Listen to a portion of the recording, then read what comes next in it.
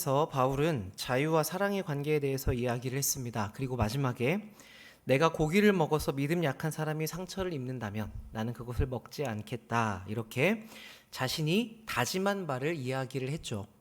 자, 그런데 바울은 그렇게 말로만 마치지 않고 실제 자기가 어떻게 살고 있는지 자신의 삶을 예로 듭니다. 1절입니다. 내가 자유인이 아니냐 사도가 아니냐 예수 우리 주를 보지 못하였느냐 주 안에서 행한 나의 일이 너희가 아니냐 다른 사람들에게는 내가 사도가 아닐지라도 너희에게는 사도이니 나의 사도됨을 인친 것이 바로 너희라. 이 고린도 교회는 바울의 사도 직분에 대해서 말이 많았던 교회였습니다. 그래서 편지를 시작할 때에도 바울은 하나님의 뜻을 따라 예수 그리스도의 사도된 바울이라고 자기의 사도직을 분명하게 밝혔죠.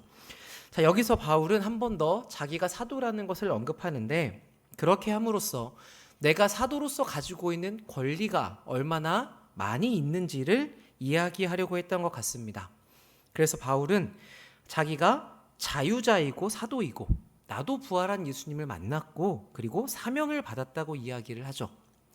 그러면서 이 고린도 사람들이 부인할 수 없는 한 가지를 덧붙입니다. 무엇이냐면 나를 통해 복음을 받아들이고 구원을 받은 너희가 바로 내가 사도라는 증거다. 이렇게 이야기를 하죠. 자, 고린도 교회는 바울이 복음을 전해서 사람들이 믿음을 갖게 된 공동체였습니다. 그러니까 다른 사람이 나에게 사도 직분을 의심할 수는 있다고 쳐도 나를 통해서 믿음을 가진 너희들이 나를 의심해서는 안 된다라고 이야기를 하는 겁니다. 자, 그런데 아마도 그 중에는 바울이 사도가 아니라고 비판하는 사람들 중에는 바울이 그 교회에 사례를 달라고 요구하지 않았기 때문에 그가 사도로서 무엇인가가 부족해서 요구하지 않는 것이라고 생각했던 사람들이 있었던 것 같습니다. 우리도 종종 이렇게 생각할 때가 있죠. 두 선생님이 있다고 해봅시다. 이력을 살펴보니까 객관적으로 실력이 비슷해 보입니다. 비슷할 것 같은데 그런데 그 중에 한 명은 자기의 몸값을 꽤 높게 부르고 한 명은 그냥 평범한 정도라고 해봅시다. 자, 이러면 우리가 부자여서 돈을 지불하는데 문제가 없다고 한다면 항상 여기가 문제긴 하지만 우리가 지불하는데 문제가 없다고 한다면 대부분은 어디를 택하십니까? 더 비싼 값을 부르는 쪽을 택하는 경우가 많습니다. 왜 그러냐면 이 사람이 그렇게 부른 데에는 그만한 이유가 있을 것이다. 그만큼 더 실력이 있을 것이다 라고 우리가 생각을 하는 거죠. 자, 그런데 이 당시에 많은 스승들이 비싼 수업료를 받고 있던 시대에 바울은 한 푼도 받지 않고 사역을 하고 있었습니다. 그러니까 사람들이 이상하게 여길 수 있는 거죠. 분명히 뭔가가 있어서 실력이든 뭐든 당당하지 못하기 때문에 이 수업료를 요구하지 않는 걸 수 있다. 이렇게 생각했던 것 같습니다. 그래서 이 바울의 뒤를 캐려고 하는 사람들이 있었습니다. 3절입니다. 바울이 이 오해를 풀기 위해서 자기가 왜 그랬는지를 설명하는데 나를 자세히 조사하겠다고 하는 자들에게 내가 깨끗함을 입증할 것은 이런 내용이니 4절 우리가 먹고 마실 권리가 없느냐? 우리가 다른 사도들과 주의 형제들과 베드로와 같이 믿음의 자매된 아내를 데리고 다닐 권리가 없느냐? 어찌 나와 바나바만 일하지 아니할 권리가 없겠느냐? 자, 여기에서 우리가 미루어 짐작하건대 이 당시 교회들은 이 사도들이 부부 동반으로 사역할 수 있도록 후원하는 것을 당연하게 여겼던 것 같습니다. 우리 선교사님들 후원할 때 이제 그 가정을 후원을 하잖아요. 그러니까 그런 것과 비슷했던 것 같아요. 그래서 바울은 나도 바나바도 그 다른 베드로와 같은 사도들과 다를 게 없고 나도 그렇게 너희들에게 후원을 받을 권리가 있다라고 하는 겁니다. 자, 거기에 이어서 바울은 일하는 사람이 보상을 받는 게 당연하다는 일반적인 예들을 제시합니다. 자기의 돈을 내고 전쟁을 하는 군인이 없고 이 당시에 군인은 다 봉급을 받으면서 일을 했죠. 그리고 포도를 심고 열매를 거두지 않는 사람도 없으며 양을 기르며 젖을 먹지 않는 사람도 없다. 이게 일반적인 상식이다. 나아가 이런 세상뿐만 아니라 하나님의 법도 똑같이 이야기를 한다. 9절을 보시면 모세의 율법에 곡식을 밟았더는 소에게 망을 씌우지 말라 기록하였으니 자, 이게 신명기 25장에 있는 말씀을 인용한 거거든요. 소에게 일을 시키고 있으면서 그 소가 먹지 못하게 입마개를 씌우지 말라는 겁니다. 그러니까 일을 시킬 때에는 거기에 해당하는 보상을 줘야 된다는 거죠. 이거는 한낱 동물에게도 당연한 일이라는 겁니다. 자, 소에게도 그러지 말라고 하신 하나님이라면 사람들에게는 당연히 더 그러시겠죠. 그래서 이어서 이야기합니다. 10절, 하나님이 소들을 위해서 염려하신 게 아니라 오직 우리를 위하여 말씀하신 것이다. 밭 가는 자는 소망을 가지고 갈며 곡식을 떠는 자는 함께 얻을 소망을 가지고 떠는 것이라. 우리가 너희에게 신령한 것을 뿌렸은즉 너희의 육적인 것을 거두기로 과하다고 하겠느냐. 그러니까 일하는 사람들은 다 뭐를 예상한다고요? 자기들의 보상을 예상하고 일을 한다고요. 근데 여기서 바울이 고린도 교회에 한 일은 어떤 것이었습니까? 영적인 씨앗, 복음을 전해준 것이었죠. 그래서 이 사람들이 영생을 얻게 되었습니다. 그러니까 이 바울이 지금 한 일은 결코 돈으로 갚을 수 없는 종류의 일이죠. 그래서 여러분들이 억만금을 주고 사려고 해도 얻을 수 없는 이 복음의 영생을 내가 주었기 때문에 그것보다 못한 육적인 쓸 것을 내가 아무리 받아도 그게 지나치지 않는다고 바울이 설명을 하는 겁니다. 자, 이런 식으로 바울은 나도 일한 대로 받아 누릴 권리가 있는 사도입니다 라고 세상의 일반적인 상식과 하나님의 율법을 가지고 와서 변호를 하고 있는 것이죠. 자, 여러분, 여기서 바울이 왜 이렇게 철저하게 자기의 권리를 주장하고 있는 것일까요? 내가 지금까지 여러분들에게 돈을 안 받았더니 야, 이거 고마워하지는 못할 망정 그걸로 의심을 해. 그러니까 내가 얼마나 대단한 권리가 있는지를 앞으로 잘 알고 계십시오. 이렇게 이야기하는 겁니까? 그게 아니라 이 당연한 권리를 나도 가지고 있는데 내가 이걸 왜 자발적으로 포기하며 사는지를 설명하려고 하는 것입니다. 우리 12절 같이 한번 읽어보겠습니다. 12절입니다. 시작. 다른 이들도 너희에게 이런 권리를 가졌거든 하물며 우리일까 보냐. 그러나 우리가 이 권리를 쓰지 아니하고 범사에 참는 것은 그리스도의 복음에 아무 장애가 없게 하려 함이로다. 아멘. 여러분, 결혼해서 사시다 보면 부부간에 이제 다투시게 되는 때가 종종 있지 않습니까? 그러니까 많든 적든 우리가 같이 살면 갈등이 생기게 되는데 그 상황에서 내가 너무 맞고 내가 너무 확실하고 저 사람이 틀린 편에 있다고 할 때 우리가 참아주다가 폭발하는 때가 있죠. 그리고 막 쏘아붙이는 경우가 있습니다. 자, 그런데 여러분, 그렇게 막 폭발하려고 하는 직전에 그렇게 막 싸우려고 하는데 여러분이 참게 되는 경우가 한 번 더 있죠. 언제입니까? 막 한마디를 하려고 하는데 그때 문을 탁 열면서 엄마! 이러고 아이가 들어올 때 그때 우리가 한마디 하려다가 그래도 부모의 싸우는 모습을 보이는 게 좋지 않다고 생각해서 이게 지금 내 옳음을 주장하는 것보다 아이를 위한 게 더 중요하다고 여기기 때문에 우리가 그 순간을 넘기는 경우가 있습니다.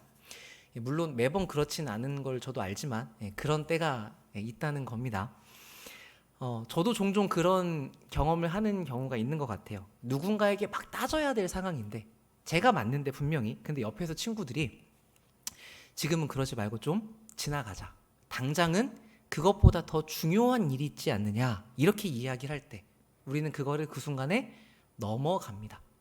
12절에서 참는다라고 하는 말이 이런 뜻입니다. 원어로는 지붕을 덮는다라는 의미를 가지고 있는데 그러니까 덮고 넘어가는 것이죠.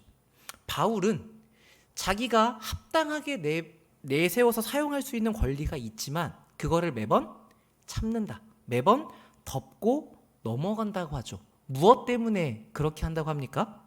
복음 때문이라고 합니다. 자, 그러면서 바울이 꽤 위험한 이야기를 합니다. 성전에서 일을 하는 사람은 성전에서 먹고 제단을 섬기는 사람이 재물을 나누는 것처럼 우리 주님께서도 예수님께서도 복음 전하는 사람들이 복음으로 말미암아 살 것이다라고 명령하셨다. 자, 이 14절의 말씀은 예수님이 하신 명령을 인용하고 있는 겁니다. 누가복음 10장 7절에 그 집에 유하며 주는 것을 먹고 마시라. 일꾼이 그 삭을 받는 게 마땅하다. 예수님께서 이렇게 말씀하시거든요. 그러니까 이게 공생의 기간 동안 예수님께서 제자들을 보내면서 복음을 전하라고 하실 때 70인 전도대를 보내면서 하신 말씀입니다. 자, 그런데 이어서 이 예수님의 말씀을 인용하고서는 15절에서 뭐라고 이야기를 합니까? 그러나 내가 이것들을 하나도 사용하지 아니하였고. 그러니까 지금 바울은 예수님이 하신 말씀에 완전히 반대되는 이야기를 하고 있습니다. 이러니까 사람들이 바울을 사도가 아닌가라고 의심해봤을 수 있을 것 같아요. 앞에 7장에서도 여러분 비슷한 내용을 보셨죠. 바울은 예수님이 이혼을 금지하셨다고 그 말씀을 인용해 놓고서는 그 뒤에 이어서 믿지 않는 배우자가 이혼하자고 하면 갈라서도 된다. 이렇게 이야기를 합니다. 오늘 본문에서도 복음을 위하는 자가 삭슬 받는 게 마땅하다라고 예수님의 말씀을 인용하고는 나는 그 권리를 하나도 쓰지 않았다고 이야기를 하죠. 그러니까 이런 부분에서 우리가 조금 어려워집니다. 그래서 더 깊이 생각해 보게 되는 거죠.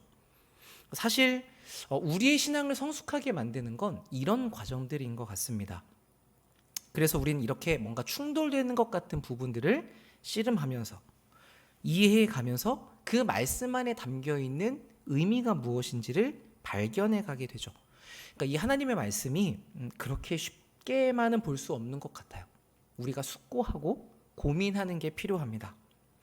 자, 바울은 예수님이 하신 명령의 내용, 의도, 그 정신을 따르기 위해서 그 문자를 넘어서는 때가 있습니다. 이전에 예수님께서 70인 전도대를 보내면서 복음을 전하는 자들에게 주는 대로 받아라 라고 말씀하신 이유가 어디 있습니까? 예수님의 공생의 기간이 그렇게 길지 않거든요. 얼마 남지 않았는데 제자들이 생계를 위해서 돈을 벌고 다니면 복음 전파에 지장을 받겠죠.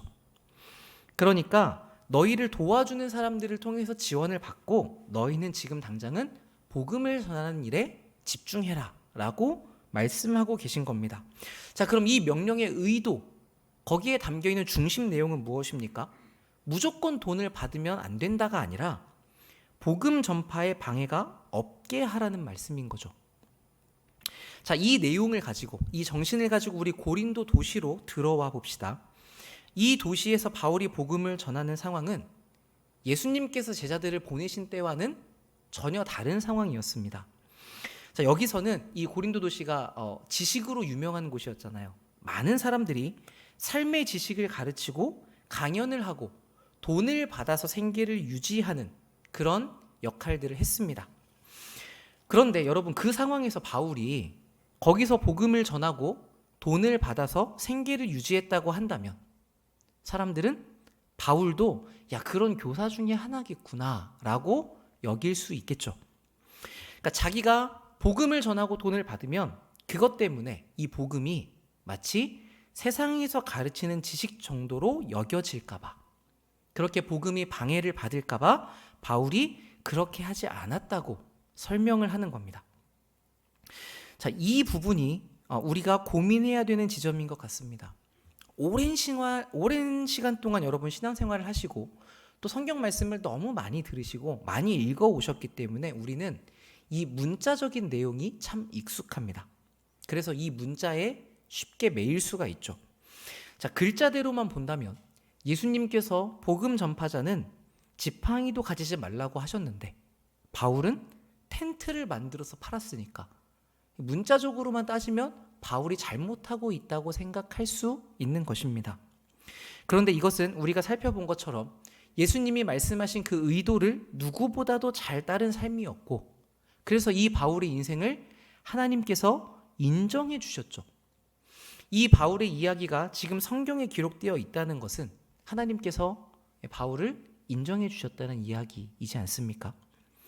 그렇기 때문에 이 신약이 완성되기 전에 신약 시대의 고린도 교회의 사람들은 이렇게 바울의 이야기에 대해서 그런가 의심해 볼 수 있겠지만 이 성경이 완성된 오늘날을 살고 있는 우리는 더욱 그래서는 안 되겠죠. 자, 이런 면에서 바울의 삶은 우리가 가지고 있는 그런 문자적인 방식의 신앙이 잘못되었다는 점을 가르쳐 줍니다. 어떤 면에서 우리는 문자적인 신앙이 되게 철저하게 신앙생활을 하는 것처럼 보여질 수 있지만 오히려 글자에만 집중하고 있는 것은 이해가 가벼운 것이고 깊이가 부족한 것일 수도 있습니다.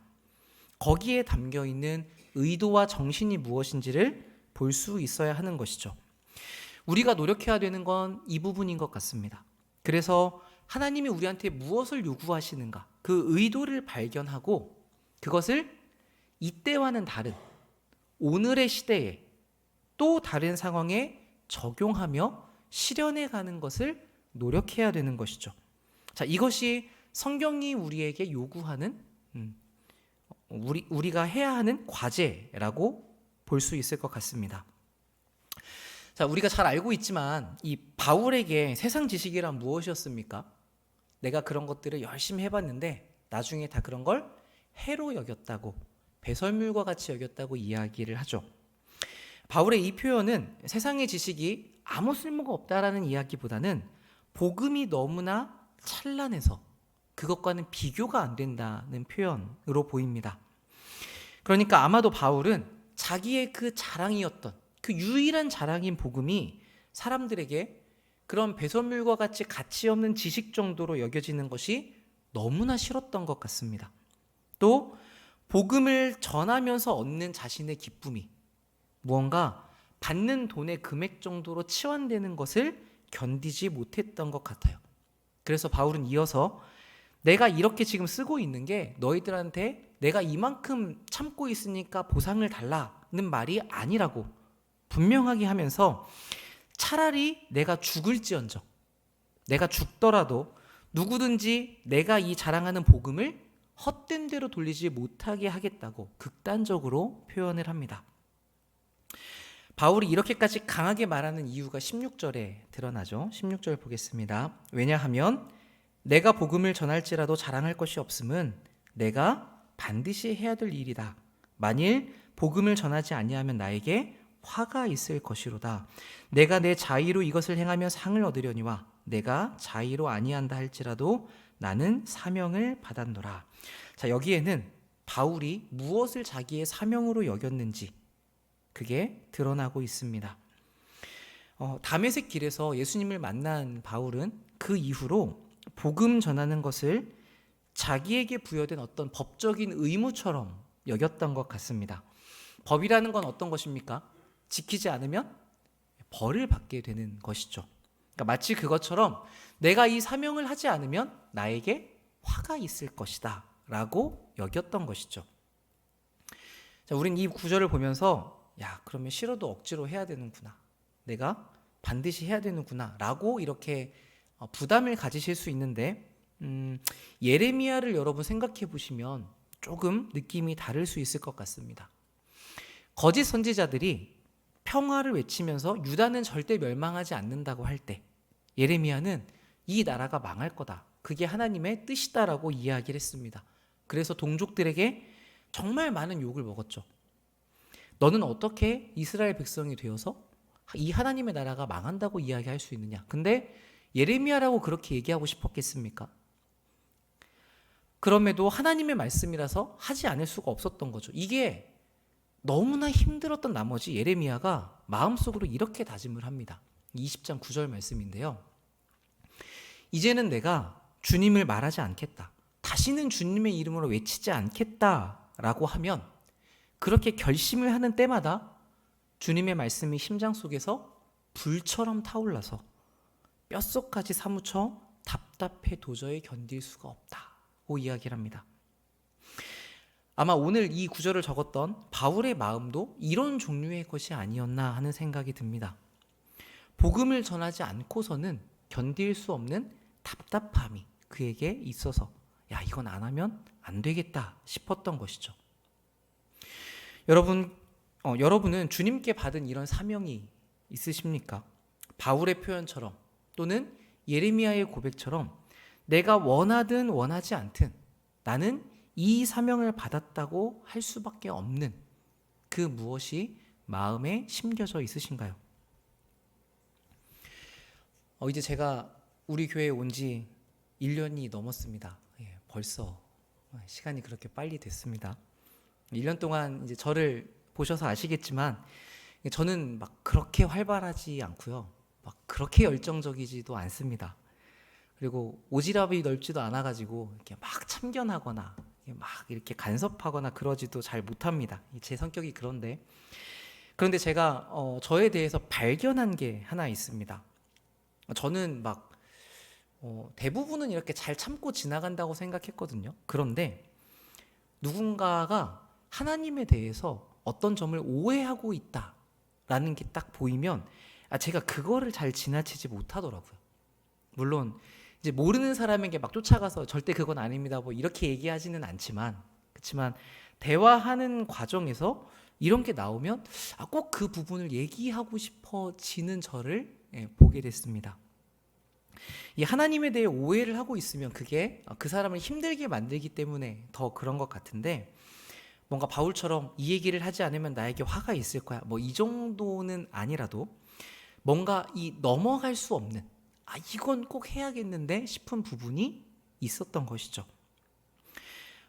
사명이라고 하는 것은 우리는 흔히 어떤 선교사나 목사, 어떤 직업, 어떤 위치에 올라서 무언가를 하는 것이라고 생각하기 쉬운데, 저는 오히려 방금 말씀드린 그런 어떤 마음에 가까운 게 아닌가 싶은 생각이 듭니다. 예수님에 대해서, 복음에 대해서 내가 이거는 지나칠 수 없는 무엇이구나 라고 인식하는 것.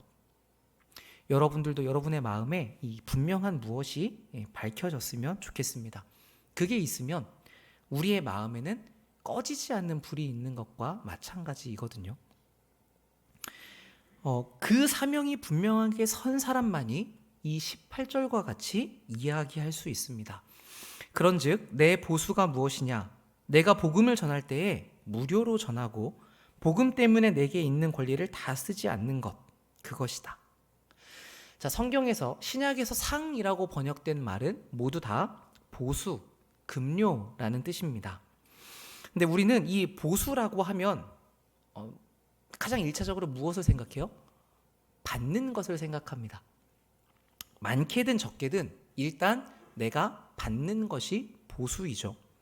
그래서 많은 분들이 저에게 물으십니다. 목사님, 대체 하늘나라의 상급이 무엇입니까?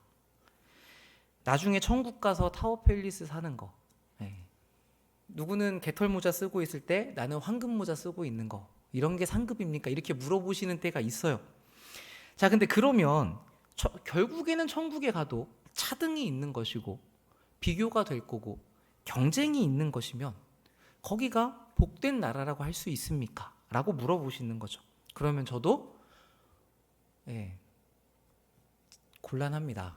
제가 목사긴 하지만 저도 천국을 안 가봤잖아요. 그래서 보통은 제가 아직 안 가봐서 제가 가보고 나서 확실하게 말씀을 드리겠습니다, 이렇게 말씀드리고 웃고 넘어가는데, 왜 그러냐면 그 짧은 순간에 이 본문의 말씀에 담긴 깊이를 다 설명하기가 어렵기 때문입니다. 바울은 무엇이 자기의 보수라고 이야기하고 있습니까?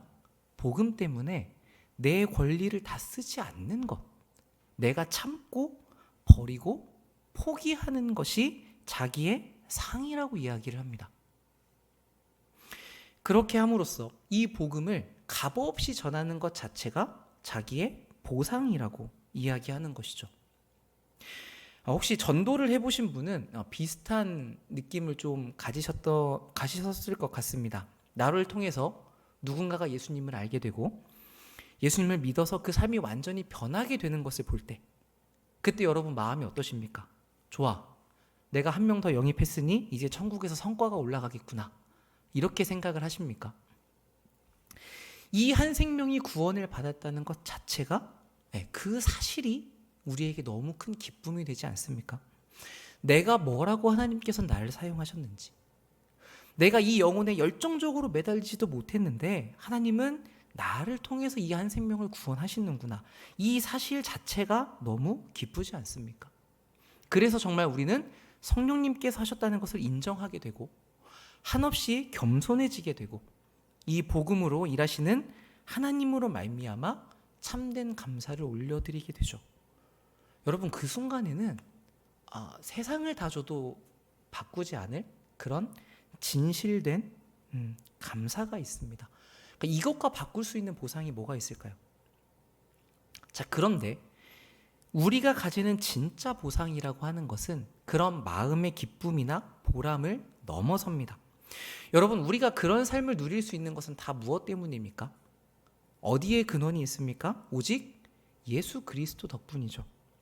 그분으로 인해서 내가 구원을 받았고, 그분과 연합해서 우리가 지금 영생을 살고 있고, 이 무한한 기쁨이신 분 때문에 우리가 모든 신령한 복을 받아서 누리고 있지 않습니까?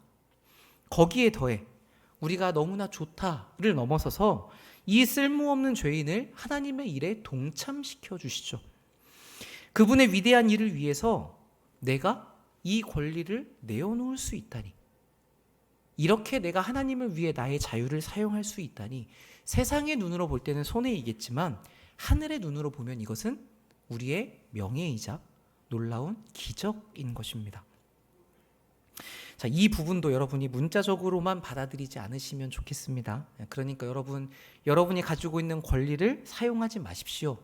참으십시오라고 말씀드리는 게 아닙니다.